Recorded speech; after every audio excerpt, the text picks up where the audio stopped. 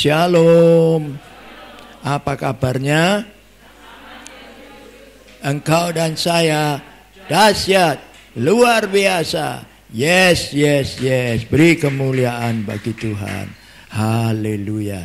Nah, Bapak Ibu saudaraku sekalian, pagi ini kita akan sama-sama belajar firman Tuhan tentang satu hal ya, yang mungkin tidak pernah kita pikirkan atau mungkin juga pernah kita pikirkan. Saya teringat, saudaraku, sebuah sajak yang ditulis oleh Khairil Anwar. Ada yang tahu? Nah, sajak ini berjudul Aku Mau Hidup 1000 tahun lagi. Nah, ya. Nah, ini keinginan manusia untuk hidup panjang dan lama. Tapi tidak ada orang yang hidup 1000 tahun itu, tidak ada. Sampai sekarang ini. Kalau dulu mungkin ada ya. Haleluya, mendekati 1000 tahun. Nah, ini berarti apa? Bahwa manusia satu kali akan mengakhiri hidupnya di dalam dunia ini. Pasti akan mengakhiri hidupnya di dalam dunia ini. Nah, yang penting adalah kita akan belajar dari firman Tuhan tentang yang saya beri judul di sini. Silakan slide-nya kalau sudah. Loh, belum keluar. Ya, ini dia. Akhir hidup Musa. Kita akan belajar dari Musa tentang akhir hidup Musa. Ya, ini penting itu, saudaraku. Sebab Musa pun harus mengakhiri hidupnya di dalam dunia ini. Tidak bisa hidup terus. Tidak bisa. Nah, cuma yang penting adalah ya, kita perhatikan baik-baik. Seringkali kita mendengar kata-kata mutiara yang berbunyi begini. Langkah pertama tak penting, yang penting adalah langkah yang terakhir. Saya bilang no. Langkah pertama penting, tapi langkah terakhir menentukan. Ya, jangan lupa. Langkah pertama penting, tapi langkah terakhir yang menentukan. Ya, kita akan belajar dari hidup Musa. 3 ayat kita baca. Ulangan 32 ayat 48 sampai 50. Ayat 48 sampai 50 dari Ulangan Fatsal 32. Tinggal duduk aja, enggak apa-apa. Nyimak baik-baik, saudaraku, saya akan bacakan. Ya, enggak apa-apa, saya baca dari sini aja. Pada hari itulah juga Tuhan berfirman kepada Musa. Terus, naiklah ke atas pegunungan Abarim, ke atas gunung Nebo yang di tanah Moab, di tentangan Yeriko, dan pandanglah tanah Kanaan yang kuberikan kepada orang Israel menjadi miliknya. Terus, kemudian engkau akan mati. Tuhan ngomong sama Musa, engkau akan mati. Engkau akan mengakhiri hidupmu di dunia ini. Engkau akan mati di atas gunung yang akan kau naiki itu, supaya engkau dikumpulkan kepada kaum leluhurmu, seperti Harun kakakmu sudah meninggal di gunung Hor dan dikumpulkan kepada kaum leluhurnya. Amin. Puji Tuhan. Ini riwayat Musa. Tuhan bilang, Musa, kamu akan mati di atas gunung yang kamu naiki, gunung Nebo. Kau akan mengakhiri hidupmu di sana. Haleluya. Ya. Ini juga berlaku buat kita semua. Satu kali kita akan mengakhiri hidup kita di dunia ini. Umur berapa? Mboten ngertos. Tidak tahu umur berapa. Beberapa hari yang lalu saya mendapat berita temannya Bapak Barje di Sekolah Tinggi Teologi Lawang, Bapak Pendeta Wahyudi Santoso, pelayanan di desa Panggung-Rejo, Tulungagung, meninggal dunia. Umurnya katanya masih lebih muda dari saudara Barje. Dipanggil pulang. Padahal ibunya sudah sepuh, sakit, tapi yang masih awet. Haleluya. Masih hidup maksud saya, maaf. Masih hidup. Ya, jadi kita tidak tahu kapan kita akan mengakhiri hidup kita di dunia ini. Yang penting adalah, yang perlu kita perhatikan, langkah pertama penting, tapi langkah terakhir itulah yang menentukan. Jadi kita mesti pikirkan langkah terakhir ini. Kita langkah pertama sudah percaya Tuhan Yesus, terima Tuhan Yesus sebagai Tuhan dan Juru Selamat pribadi. Terus next gimana? Terus gimana? Terus masih ikut enggak? Apa sudah berbalik? Haleluya. Ya, ini penting untuk kita perhatikan. Nah, perhatikan saudaraku. Kita akan lihat lebih dulu perintah Tuhan kepada Musa. Perintah Tuhan kepada Musa atau firman Tuhan yang disampaikan kepada Musa. Ya, perintah ini boleh diganti firman, boleh perintah juga boleh. Ya. Yang pertama, haleluya. Tuhan berkata, naiklah. Naiklah ke atas gunung itu. Naik. Haleluya. Kalau Tuhan perintah untuk naik kepada Musa, Tuhan punya maksud. Ya, bukan naik ke atas gunung seperti kita. Kalau naik ke atas gunung, ya, atau naik ke atas tempat yang tinggi untuk menikmati pemandangan. Aduh, api ya, api. Lain. Musa diperintah oleh Tuhan untuk naik ke atas gunung Abarim. Haleluya. Ke gunung Nebo.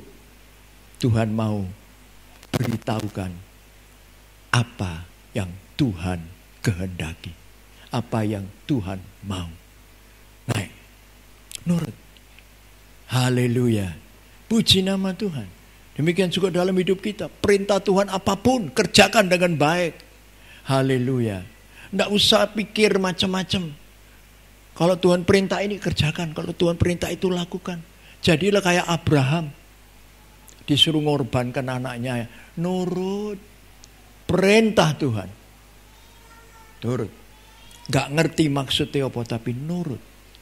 Nurut pasti jadi baik. Haleluya. Kemudian yang kedua. Tuhan berkata kepada Musa. Pandanglah. Ya. Tuhan berkata kepada Musa, pandanglah. Jadi setelah di atas gunung Nebo, kamu layangkan pandanganmu.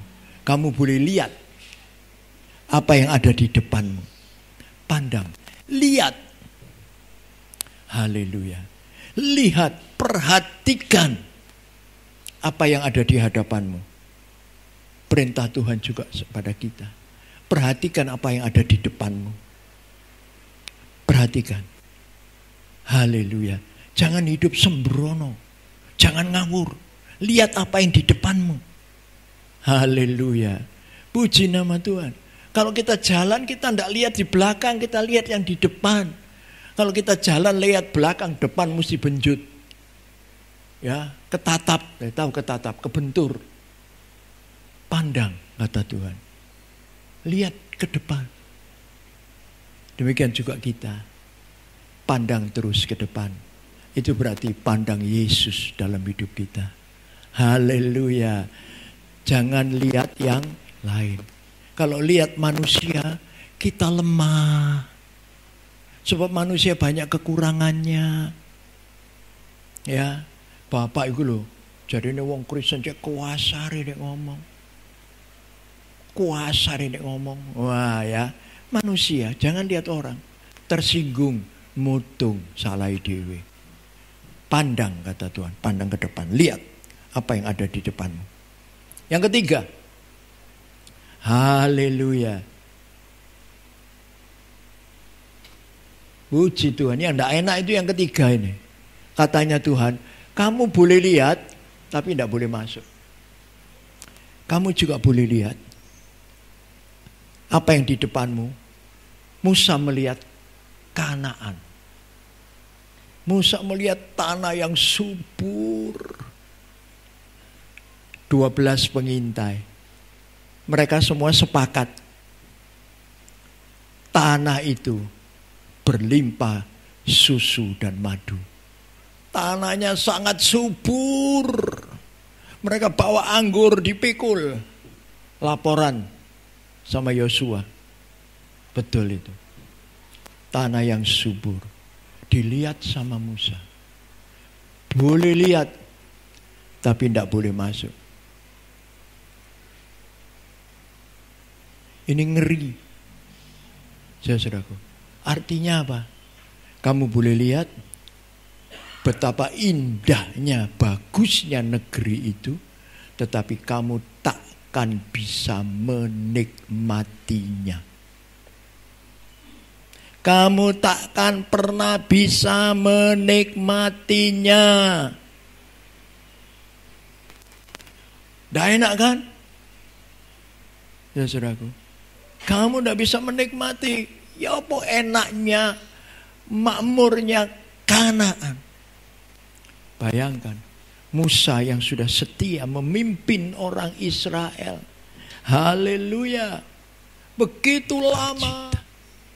Sangat membuat dia sedih. Itu Musa, manusia. Ya, tapi perhatikan. Musa tak pernah protes sama Tuhan atas keputusan Tuhan ini. Haleluya. Mungkin kita memikir, kok cek jahat deh Tuhan itu. Masa Musa sing mimpin orang Israel begitu lama. Sampai berjerih payah. Begitu lama. Kok nggak boleh masuk itu loh. Kok mesti mati di atas gunung itu loh. Tuhan kok cek jahat sampean ini. Kok cek kejem cek Tuhan. Apa ada yang pikir begitu? Semua tindakan Tuhan tidak berdasarkan ketidaksukaan, dendam, marah, dan lain sebagainya. Tetapi didasarkan kepada keadilannya. Dia maha adil. Meskipun dia maha kasih. Perhatikan. Banyak orang yang bilang, Tuhan maha kasih kok. Kenapa ada orang sengsara? Perhatikan, Tuhan juga maha adil. Dia sengsara karena apa? Karena apa? Haleluya. Ya, jadi maha kasih Allah itu diimbangi dengan maha adil Allah. Maha adil Allah berarti orang yang berdosa harus dihukum. Tapi orang yang menyenangkan hati Tuhan pasti diberkati. Haleluya. Ya, jadi jangan lupa perhatikan baik-baik. Di sini Musa mengerti. Sebab itu dia tidak protes. Dia tidak protes. Nah, bagi kita, mari kita perhatikan. Mengapa? Mengapa? Mengapa ini terjadi? Haleluya. Mengapa? Mengapa? Mengapa? Mengapa Tuhan kau begitu berat hukuman untuk Musa? Dia boleh melihat tanah yang dijanjikan Tuhan kepada orang Israel. Tapi masuk ke sana, no. Mengapa Tuhan? Mengapa Tuhan? Why Lord? Why? Tuhan tidak membuat kita bertanya-tanya. Tuhan memberikan jawabannya. Dalam Ulangan 32:51 dan Bilangan 20 ayat 7. sampai 13. Itu jawaban yang Tuhan berikan buat saudara dan saya. Mengapa Tuhan? Musa yang sudah kayak gitu mimpin orang Israel dari Mesir sampai di depan Kanaan. Tinggal masuk. Kenapa enggak boleh? Kenapa enggak boleh? Kenapa Tuhan enggak izinkan aja dia masuk, nanti setelah masuk kakinya melangkah gitu terus meninggal ya enggak apa-apa. Itu pikiran kita. Tapi Tuhan punya pertimbangan yang lain. Dan mengapa dia lakukan itu? Perhatikan, makanya tadi saya berkata, langkah pertama penting, tapi langkah terakhir yang menentukan. Menentukan Musa di sini. Langkah terakhir. Haleluya. Nah, mari kita melihat Ulangan 32 ayat 51. Saya bacakan dulu. Ini jawaban Tuhan buat kita. Ulangan 32, 51. Oleh sebab kamu telah berubah setia terhadap aku di tengah-tengah orang Israel, dekat mata air Meriba di Kades, di padang gurun Sin. Dan oleh sebab kamu tidak menghormati kekudusanku di tengah-tengah orang Israel. Ini jawaban Tuhan. Haleluya. Ya. Kemudian Bilangan pasal 20 ayat 7 sampai 13. Saya bacakan ayat 8 dulu. Bilangan 20 ayat 7 sampai 13. Saya bacakan ayat 8. Ambillah tongkatmu itu, dan engkau dan Harun kakakmu harus menyuruh umat itu berkumpul. Katakanlah di depan mata mereka kepada bukit batu itu, supaya diberi airnya. Demikianlah engkau mengeluarkan air itu, air dari bukit batu itu bagi mereka, dan memberi minum umat itu serta ternaknya. Ya, ini orang-orang Israel bersungut-sungut. Gak bisa ngombe, gak ada banyu, gak bisa minum, gak ada air. Waduh, Musa datang kepada Tuhan. Tuhan, jangan dihilangkan dulu ayatnya. Balik ayatnya. Iya, ya. Tuhan bilang sama Musa, bawa tongkatmu. Bawa tongkatmu. Ambil itu bawa ya. Engkau dan Harun, kakakmu, harus menyuruh umat itu berkumpul. Perhatikan apa yang difirmankan Tuhan.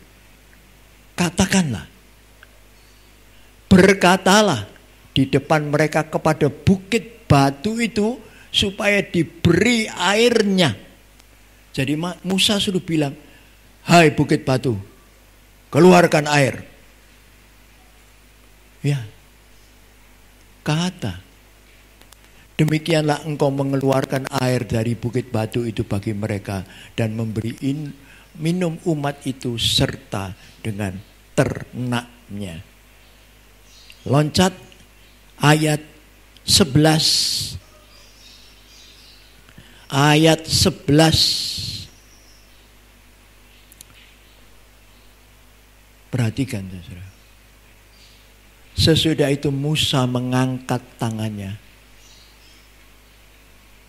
lalu memukul bukit batu itu dengan tongkatnya 2 kali. Maka keluarlah banyak air, sehingga umat itu dan ternak mereka dapat minum. Perhatikan, sudah tahu di mana letak kesalahan Musa? Sudah tahu ya? Haleluya. Disuruh berkata, ngomong, bukit batu itu dipukul. Bukan cuma sekali. Gak terima Musa naik sekali. Gak enak. Tahap. Lihat. Memang keluar air. Tapi ini perhatikan yang dilakukan Musa. Haleluya. Ya, kita bisa mengerti sekarang. Terus ayat 12. Ayat 12. Tetapi Tuhan berfirman kepada Musa dan Harun, karena kamu tidak percaya kepadaku. Aku bilang ngomong, kok kamu pukul? Berarti kamu tidak percaya. Kamu tidak percaya sama aku. Perhatikan. Ya. Kamu tidak menghormati kekudusanku di depan mata orang Israel. Ya. Terjemahan yang lebih tepat adalah kamu tidak, haleluya, ya, tidak menguduskan aku di depan orang-orang Israel. Artinya tidak menguduskan Tuhan di depan orang Israel, tidak memuliakan Tuhan. Kenapa tidak memuliakan Tuhan? Karena tidak nurut. Orang yang nurut perintah Tuhan itu memuliakan Tuhan. Tidak menghormati kekudusanku itu berarti tidak memuliakan Tuhan di depan orang Israel. Karena tidak nurut. Sama saudara dan saya kalau tidak nurut Tuhan, tidak taat perintah firman Tuhan, itu berarti kita tidak memuliakan Tuhan dalam hidup kita. Kita meremehkan Tuhan, melecehkan Tuhan. Ini Musa. Terang-terangan Tuhan bilang ngomong, bukit batu dihantam 2 kali. Pak, bukan pelan-pelan. Tak, enggak, hantam. Bayangkan, saudara. Itu menunjukkan bahwa ada kemarahan dalam hati Musa. Jengkel pada orang Israel yang rewel. Terus ngomel. Perhatikan. Ya, itulah sebabnya kamu tidak akan membawa jemaah ini masuk ke negeri yang akan kuberikan kepada mereka. Engkau tidak akan pimpin orang Israel lagi masuk ke negeri yang akan kuberikan kepada mereka. Yosua yang aku tunjuk sebagai penggantimu. Sudah jelas, saudaraku? Tuhan bukan jahat, tapi Tuhan menghukum. Memberi keadilan kepada orang yang salah. Sebab itu, langkah terakhir yang penting. Jaga hidup kita. Sejak percaya kepada Tuhan Yesus.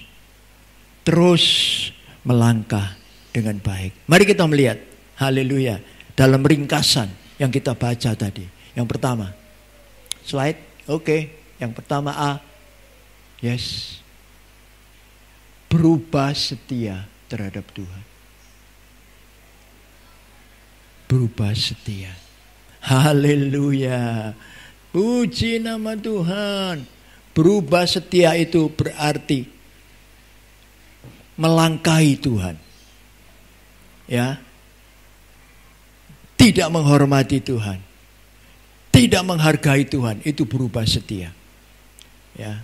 Dan saudaraku, bukan musia lalu tidak setia kepada Tuhan, tidak. Tapi berubah setia di sini punya pengertian, haleluya, yaitu yang pertama. Berubah setia punya pengertian yang pertama. Tidak mendengarkan firman Tuhan. Tidak tahu. Ini berubah setia. Jadi kamu tidak bisa masuk. Kamu cuma bisa lihat 3 hal ini. Yang pertama, dia berubah setia terhadap Tuhan. Yang kedua, tidak menghormati kekudusan Tuhan, berarti tidak memuliakan Tuhan. Dan yang ketiga, tidak percaya kepada semua tindakan Musa terkait dalam peristiwa ini menunjukkan bahwa dia tidak percaya kepada Tuhan. Masa ngomong tok iso metu banyu. Masa hanya ngomong saja bisa keluar air? Tidak mungkin. Memang kesempatan yang lalu Tuhan bilang pukul. Bukit batu keluar air. Tapi sekarang tidak bilang pukul, ngomong. Tapi Musa mukul. Ya, berarti dia tidak percaya. Bagaimana saudara dan saya? Janji Tuhan buat saudara dan saya itu dahsyat dan luar biasa. Ayo, punyailah iman. Dan kalau kita punya iman, maka apa yang Tuhan janjikan itu pasti terjadi.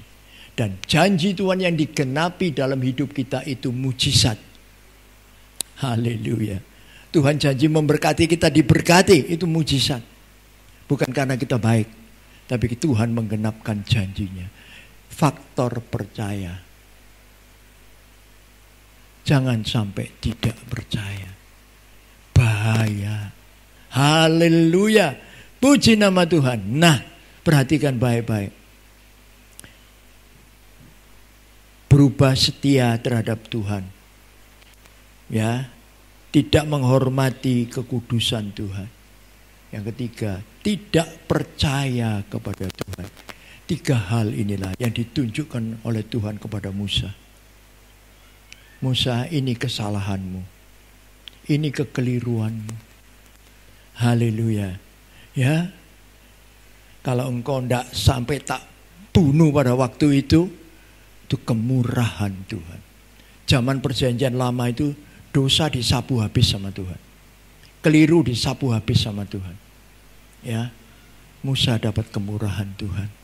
Tetapi perhatikan, apa yang dilakukan Musa ini termasuk kategori atau pengertian memberontak.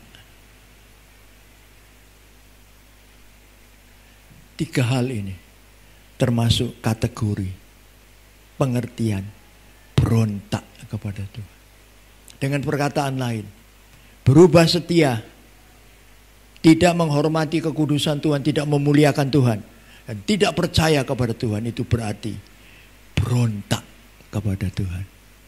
Melawan Tuhan. Melawan Tuhan.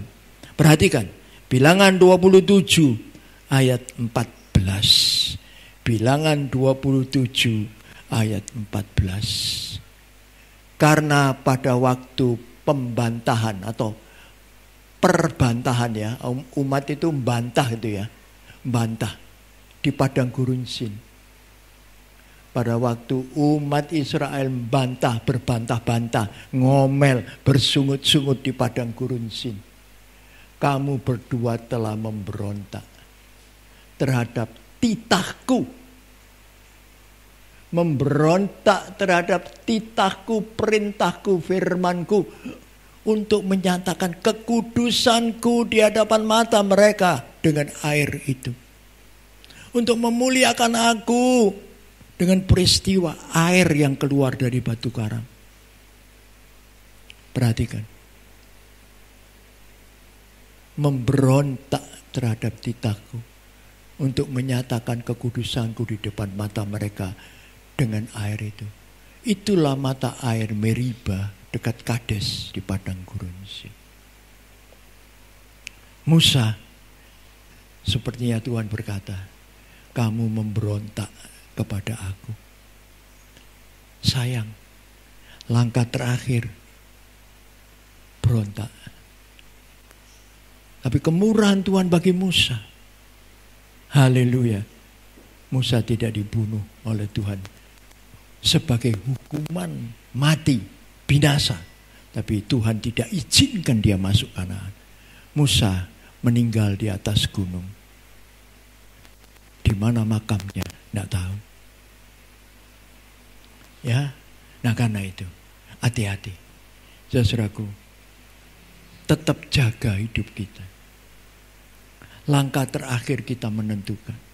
Mungkin kita setia pada awalnya, sungguh-sungguh pada awalnya, tapi dengan perjalanan waktu kita mulai kendor, merosot. Apa mana kena pandemi, lebih cocok pas wis. Ya, kebaktian 1 kali jam 8 mana, biasanya jam 6. Wis pas iki. Wong sing males wae nak tak turu dhisik ae. 7:30 tangi, ndak usah adus, raup tok terus nang gereja. Nah, iku kurang ajar. Ya. Nah, lihat saudaraku. Merosot. Tidak boleh. Justru masa pandemi ini Tuhan ingin menggugah semangat kita. Kita diberi kesempatan yang begitu banyak untuk berada di rumah, work from home. Ya. Untuk apa? Work from home, kerja, ojo turu. Kerja berarti nggarap kerjaan. Ya toh? Nggarap kerjaan yang memang menjadi tugas kita, tetapi jangan lupa gunakan kesempatan itu untuk belajar firman Tuhan, untuk berdoa, mendekatkan diri kepada Tuhan, menjalin hubungan makin mesra dengan Tuhan. Ini kesempatan yang Tuhan berikan. Kapan lagi bisa? Kalau tidak work from home, kerja di kantor, kan? Terus jam 8 sampai jam 4 atau jam 7 sampai jam 3, pulang rumah sudah capek. Tuhan, capek Tuhan.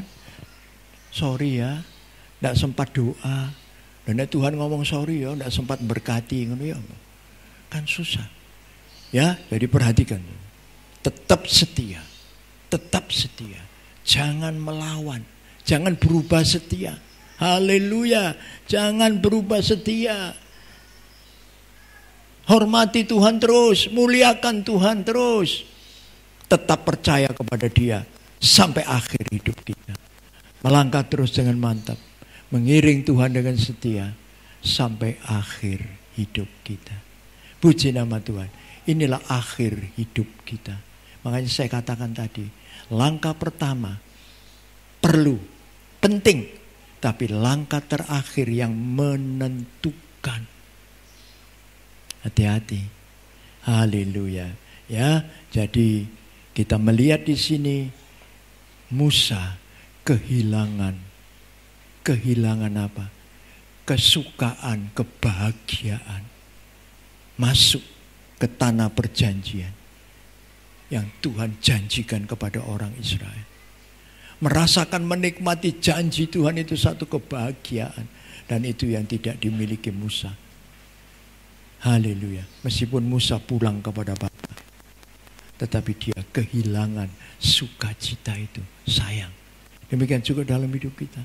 Biarlah, haleluya, langkah terakhir kita tetap mau setia kepada Tuhan. Sehingga kalau Tuhan panggil kita pulang, kita akan menikmati kebahagiaan bersama dengan Tuhan Yesus di dalam kerajaan surga. Puji Tuhan. Amin.